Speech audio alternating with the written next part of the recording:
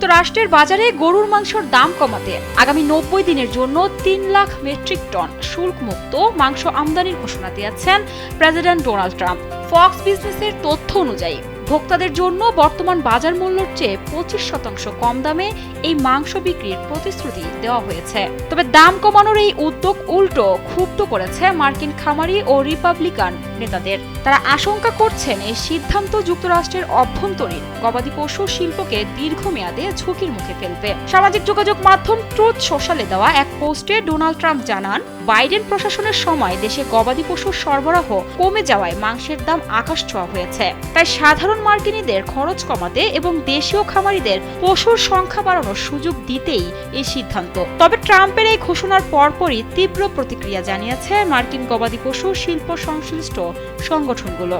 National ক্যাটলম্যানস beef অ্যাসোসিয়েশনের CEO Colin উডল Fox বিজনেসকে বলেন, president মূল বিষয়টি বুঝতে ব্যর্থ হয়েছেন। লোডশেডিং কিংবা ঘরের বাইরের তীব্র গরমে ওয়ালটন রিচার্জেবল ফ্যান থাকলে থাকবে শুধু বাতাস আর বাতাস।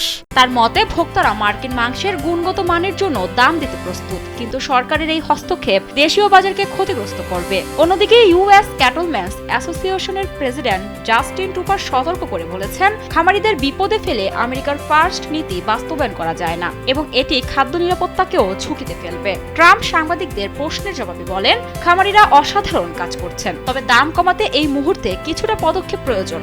গেল 75 বছরের মধ্যে যুক্তরাষ্ট্রে বর্তমানে গবাদি পশুর সংখ্যা সর্বনিম্ন পর্যায়ে রয়েছে।